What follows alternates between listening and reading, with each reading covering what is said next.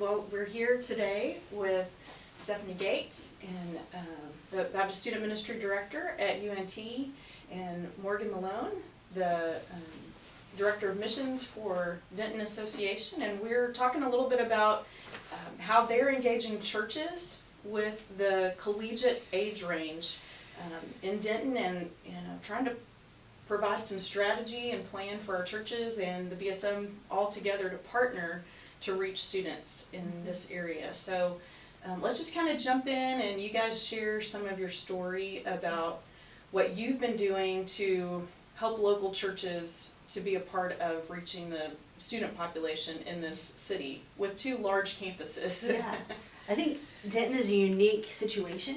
We have two large universities, the University of North Texas and Texas Women's TWU, and then we have a community college network that's in our area as well. And so on average, we have about 60,000 college students in Denton County. And with that realization, recognizing, okay, we have over 90 churches in our association, but yet only one has the resources available to have a full-time college pastor. And then even that position was empty for over a year. And so a couple years ago, myself, Morgan, Micah from TWU, and then a local college minister that was here, we just started saying we've got to do something. How can we cast a vision to rally other churches to see why is it important to engage students and what can we do about that? And then how can we help them understand what are the realities that are happening, how has ministry changed, and how can we better engage these students? Because literally God has brought them to us. We don't get to just dismiss them. We have to do something about that. And that's really where our conversation started. It was just a group of us sitting here in my office saying, what do we do? And from there, I think we just started to try to think through, like, how can we strategically approach this? And so I brought in an idea of like a church involvement plan of, okay, if we have all these churches, how can we specifically encourage every church to put college ministry on their radar? And so that plan included, I think there's 4 levels of involvement that you can present to a church. I think the first level would be a praying church, someone who will commit to pray for college ministry in our county every month. And so then they would get an email from us, from both campuses, just literally saying, like, here are ways you can pray. Yeah. The next would be, kind of like the next step, would be a giving church, saying not only are we going to pray, but we want to give more of our funds to the association to put specifically to college ministry. And so trying to really build not only this prayer support, but also just some financial aspects that would help us do what we need to do as our campuses continue to grow. The third would be a serving church. And so this would be a church that says we want to partner and strengthen what you're already doing on your campus.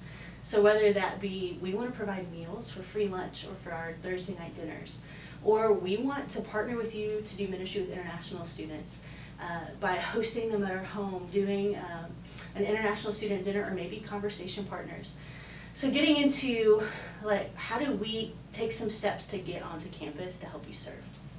And the fourth would be a mobilizing church. And my hope is within the next couple of years, we would see every church within a 2 to 3 mile radius of one of our campuses saying we want to mobilize students. So not only do we want to come up with an intentional plan to disciple students, but then how do we mobilize them back to their campus and to be missionaries, ambassadors of reconciliation of the gospel, where God has placed them. And in that effort of being mobilizers, they can partner with the BSM so we can come in and say, let us train them to be evangelists. If you can step in and have an intentional discipleship plan for how you're going to really develop students, let us fill this and let's partner together to do that.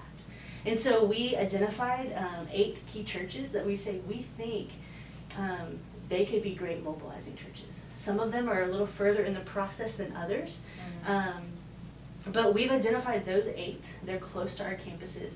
Some of them already had students that were there. Some of them already have put things in place that have been, I think they're great programs.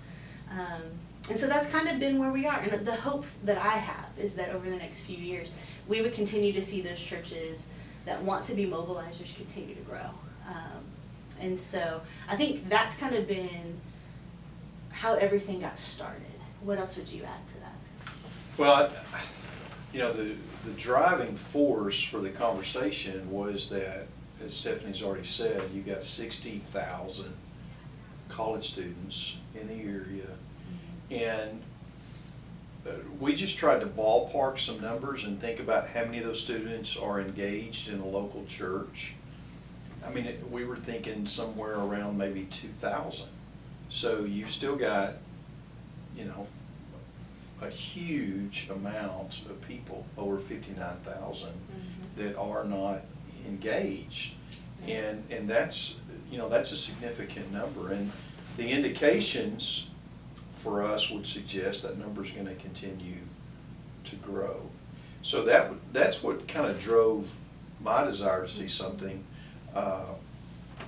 And through that conversation, we really wanted to say to these churches, as Stephanie has stated, that we want to partner with you. We don't want the BSM to be a substitute for local church involvement. Right. We want this to be more of a partnership. And I think we're moving in that direction.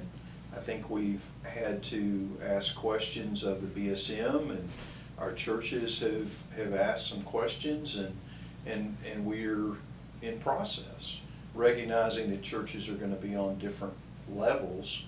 But at the end of the day, we're saying that we want to reach this particular demographic age group that's not being reached. Right. And that's the end goal for us.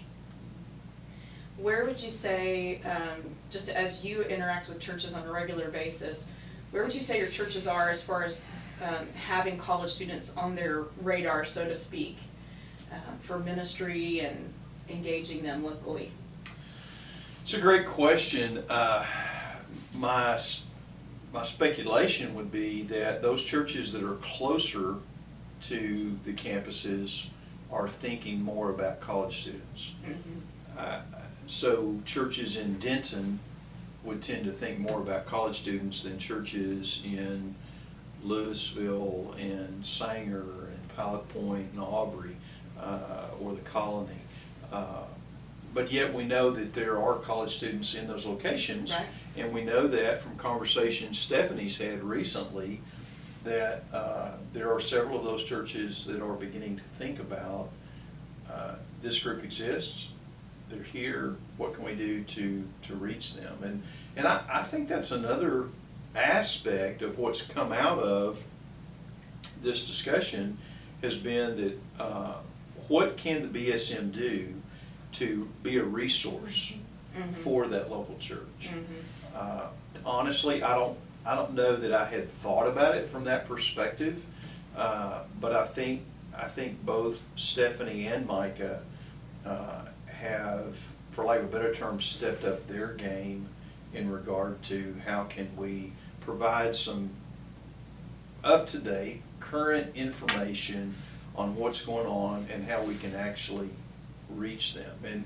And that information's coming from two ladies who are practitioners every day on the college campus. Yeah, that's good.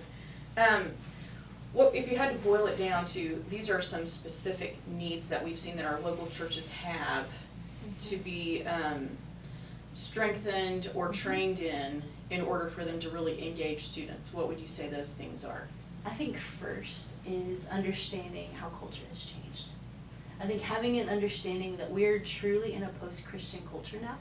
So where the church used to be an influencer in culture, that's no longer the case, and we have to recognize that research is not only saying that things have changed, like it is firmly saying this is reality now. And when we can recognize, okay, how culture has shifted, then that means the way we interact and engage students in particular has changed. Before, it was very easy to wait for them to come to us. I know when I first started here on campus 13 years ago, students would just walk in every day wanting to know about how to get involved in the BSM. That's not the case anymore. And so for us to sit back and wait means we can't engage, means they're not coming. So how do we then go to where they are? And I think that's been a conversation that keeps happening. And then the next question is, well, how do I meet them? And then the next question is, okay, once I kind of start to navigate that, then what do I do with them when I do meet them? And so I think it really comes down to three big questions. Why are they not here? How do I meet them? And then what do I do? And so what I'm trying to think through is how do I have those conversations in a really helpful way? How do we meet? BSM provides an opportunity for you to come right to where they are. I want to help you strategize and think through, well, where are they in your community? And when it comes to, like, what do we do with them? What are the biggest needs of students? They need a safe place to ask questions. They need to know that it's okay for me to come in and say, I don't believe in God. Can we talk about that? I don't know, like, my friends view the church this way, and I don't know what I think. Can we talk about that? I don't trust authority, and you're telling me these things.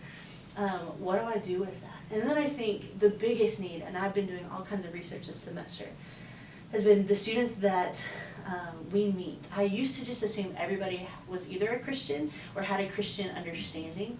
That has now shifted.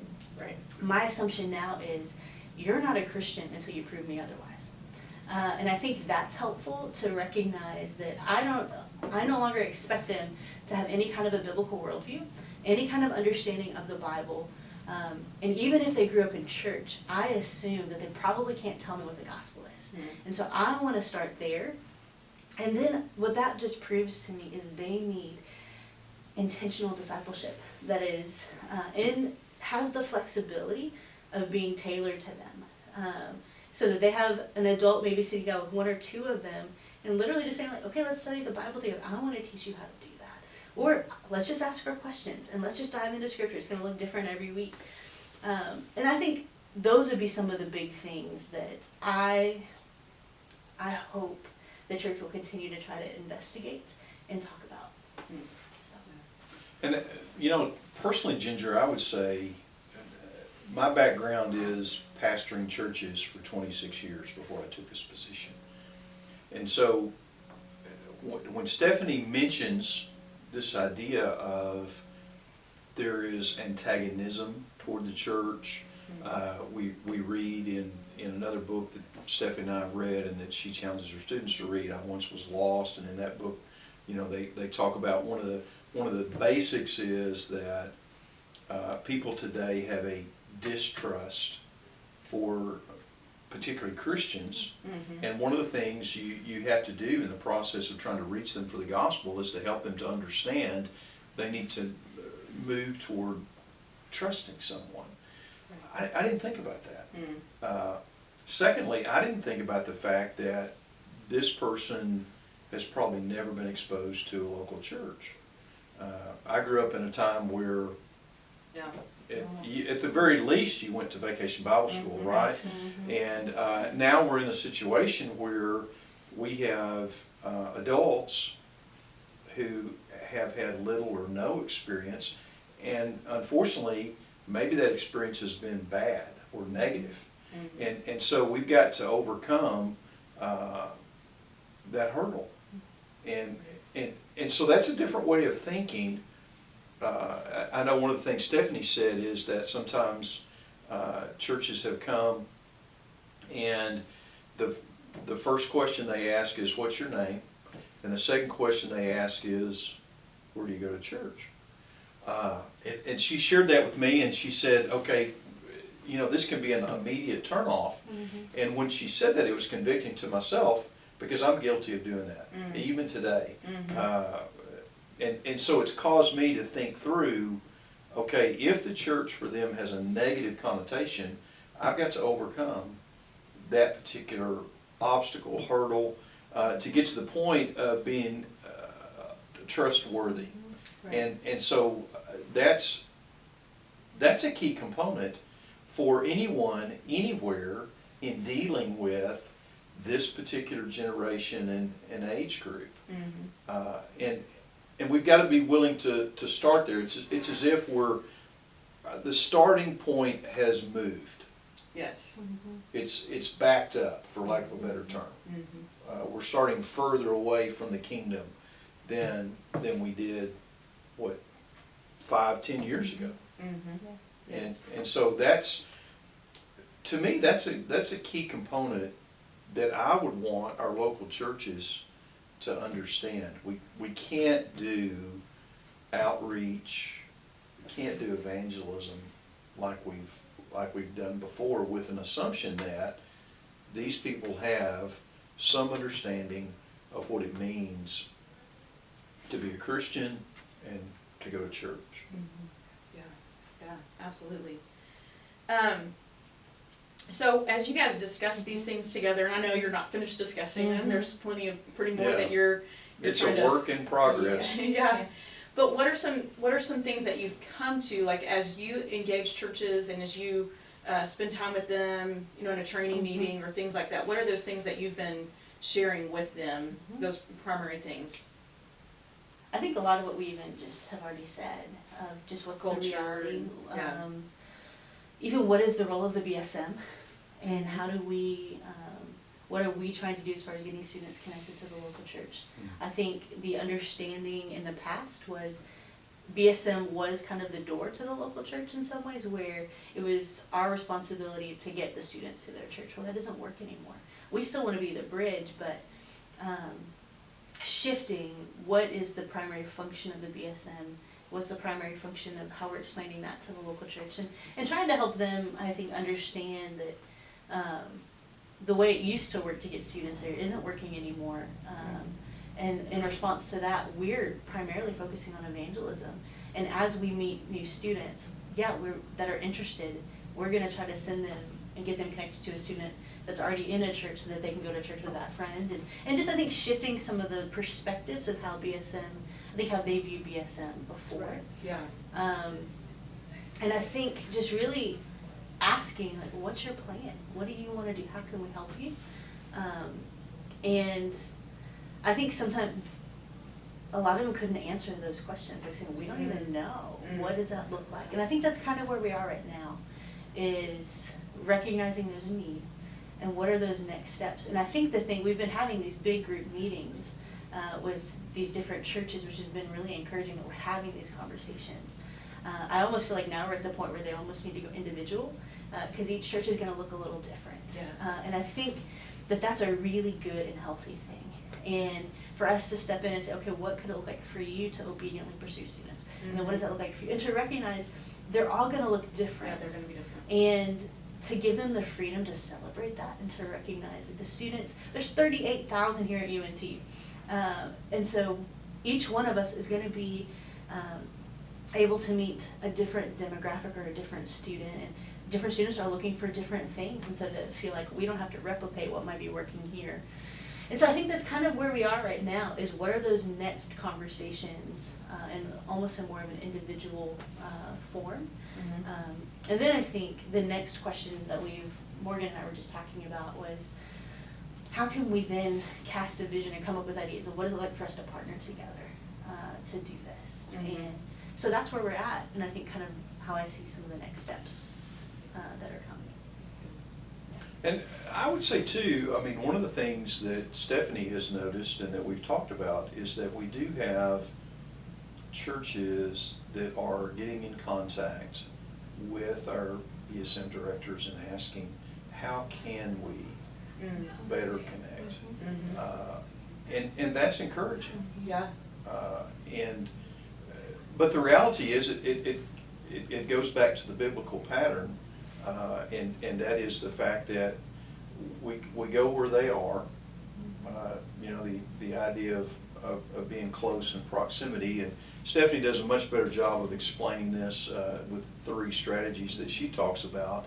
But it is identifying where these students are hanging out and then beginning to hang out with them, which would be a mandate for any ministry to any age group. Yes. But yet we tend to forget about that.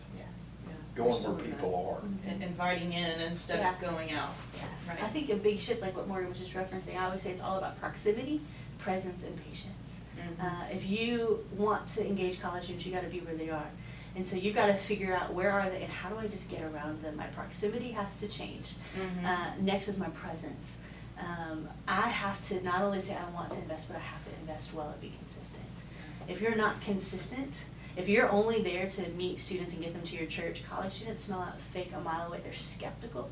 They're looking for a reason not to trust you. You have to prove them wrong. Yes. And that takes time, and that's where patience comes in. We want to see that instant salvation where I met you, I shared the gospel, you came to my church, we got you baptized, and all of that happened within a week or a month. that doesn't exist anymore. It exists, but it's very rare. And Right. so for us to be able to recognize, okay, how do I get to you? How do I invest really, really well? And then how can I just be patient and trust that as I'm investing in you, I'm gonna get to have conversations with you about the gospel. Mhm. Partially because you're just seeing like what's going on in your life. Why are you loving me? Why are you showing up?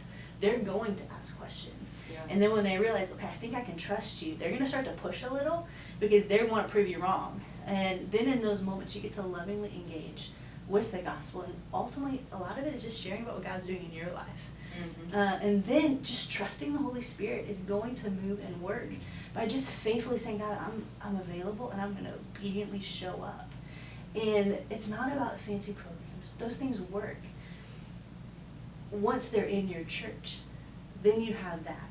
But they're not just going to walk in like I was saying. So how do you get around them? What do you do? And so if you can think through what does it look like for me to intentionally invest, and that sounds really scary because a lot of people think that takes a lot of time. I don't have time. Right, and time is the Yep. commodity. Yes. I think Yeah. more for college Yep. ministry than anything else. And what I say is there's two different forms of discipleship. There's two different ways you can do it. One is formal and one is informal. Formal is we're going to have this scheduled time, we have a plan in place, we're going to sit down, we're going to do this. Informal is what's missing, where we just say it's not adding anything to our schedule, but it's saying come live life with me. Mhm. And so as you're getting to meet those students, inviting them in to your home to do dinner, I'd say as a businessman, like what would it look like for you to invite a guy to come and maybe do a business trip with you and get to see what that looks like? A young mother, invite a girl to come with you to do groceries, help you wrangle your kids and cook dinner and help you put the kids to bed, but then you give her like 30 minutes just to process what'd you see. Mhm. They might have never seen a Christian home, a Christian marriage. They might not even know how to cook. And so then you're kind of getting those aspects. But there is going to be an element of, yeah, it's going to take some time. And figuring out what can that look like within your life. Obviously with me, my life is built around it, but I have some friends that I've been talking with that are just saying, okay, I think I can commit to one morning a week to maybe go sit at this campus, to maybe go do that. And another friend and Aubrey is like, I can commit my Friday nights. I don't ever have anything on Friday nights, and I would love to have people over to my home. Mm. And so we started talking That's through great. what does that look like, and so she said I put up flyers and was gonna do a movie night, and she goes, but no one showed up. And I said, okay, let's talk about that. If you were to see a flyer at a restaurant for a movie night that someone told me you didn't know, would you go? She said, you're right, I wouldn't. Mhm. I said, okay, so how do we learn, where are those students? Your idea is great, we gotta just take it back a couple steps. So you need to meet them and then do a personal invitation. And so we were sitting there, she brought a friend with her who was college age, and all of a sudden she's like, but we don't know. And she goes, well wait, I work with 20 people that are my age. I said, that's your group. Yeah. You go spend time there, get to know them, invite those 20 who already know you into your home, and then you do your movie night. And so it's just helping them think through, what does that even look like? Mm. And I think that's what's really fun. Find the thing that you love, what's the heartbeat of your church, and then how do you use that as a way to engage the students that are in your community. So. That's great. What is one, at this point, one success story that you would share, something that's happened where a church has been able to engage some students well? I think the newest, some of the exciting things, we've been talking with some churches in particular about doing ministry to our community college that's here. NCTC, there's about to be 5 campuses, 4 of which we're trying to intentionally think through what do we do. What's been really fun for me is we have Flower Mound First Baptist is literally just said, we want to do this and we want to engage Flower Mound. What does this look like? And so they're just asking questions. I got to take them to go sit down with the director of that campus, who's actually a good friend of mine. She's a Christian, she does college ministry at one of our local churches. And they're already starting to actively think through what does this look like. They've already been doing ministry specifically to the faculty that are there, and they're trying through that to figure out what does it look like for us to engage students. They're kind of in that recon stage of like, they're trying to figure out when are students here, what would it be for us to be around, what would be a good way to engage students. We're talking about tabling, we're talking about all of those things. And so for me, it has been so fun to watch them get so excited and to say, we want to do this, to take them to have that meeting, and now they're the ones that are talking to Jessica. Mhm. And then I'm just one coming in and saying, okay, how can I help you? What does this Right. look like? And so I think that's been the most recent conversation that's been happening that I've been really excited about. Well, and I think too, and we've had this conversation early on, and that was when the BSM does have their worship service. At the conclusion of that time, they have what they call connect groups. And so that's a time where they break up into smaller groups and the kids are involved in discussion. And so one of the challenges was, would your church be willing to send someone to be a part of that worship and then to also be in the connect group? Yeah. Not necessarily as a facilitator, but just to be in the group. Listen, pray together. Yeah, and to be around the students. Mhm. And I know in that, Stephanie has stated that at least 2 to 3 churches, that was how they really began to grow their college ministry, was by coming to the worship service, hanging out with the students, getting to know them, and building that relationship. And through that relationship, it created that credibility. So then at some point, that student then says, so where do you go to church? And so that's been a way for that to transpire, and that's been exciting, honestly. And truth be told, that would be a key goal, is that student would create some connection here. Folks from other churches would connect with them, and then in turn, those students would get plugged in at the local church. Yeah. That'd be incredible. Yeah, because we want them to have that paradigm when they leave campus. There's not a BSM when you Correct. graduate from Yeah. college. So Correct. we want them to have a love for the local church and to know how to connect and serve wherever it is that they go after they graduate. So yeah, that's great. One more thing, as you guys go into this next season of planning and strategy, what is on your radar? What's your goal next? We've shifted this last year, and even more so this upcoming year, from event focused, like we want to do an event to meet students, to one-on-one individual conversations. And so UNT does something called First Flight Week. And so we would do an event every night, so it was 6 events. It was completely exhausting, but we were meeting different students, but they weren't always sticking. And so now we do 2 or 3 events, which frees up time for churches to get to do events during the week. And sometimes they'll use our building, or we'll just publicize their events. But we've shifted into something we call connection meetings. And so if we get 500 contacts, we will individually contact every single person, and then we hope to get to sit down with at least 300. And through that, we're having an opportunity. We have 3 things that we talk to them about. We want to help you connect to God, connect to friends, and make an impact on campus.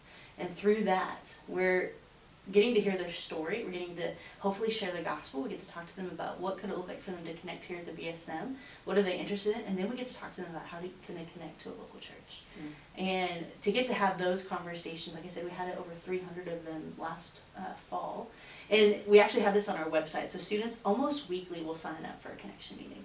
And so I just realized really quickly, I was like, the value of that one-on-one conversation where you're just getting to sit down with me or one of my staff members or key student leaders. We're very specific about who gets to have a connection meeting right now. And that has just led to being able to walk with some students through some really hard things. And they might not even be connected here, but they'll still reach out to me and just say, I don't have any other adult that can talk to me. This is happening. We met for this. Can I talk to you about it? Yeah. Absolutely. Or I just had some students who came in and said, I'm too busy. I probably can't get involved here, but can you help me find a church? And then we've had students that from those connection meetings have been connected here. Now they're leaders. Now they're connected in a local church. And the whole hope is to not help them, like I say, connect to God. Wherever they are on that process, maybe it's you just have questions, maybe you've never thought about it, and we get a chance to share the gospel. Right. Or you're like, I want to grow, and okay, what does that look like? How can we help you there? Connect to friends. Isolation is huge when it comes to our college students today. They don't know how to talk to one another. They don't understand friendship. And so we built some things into our system that help us address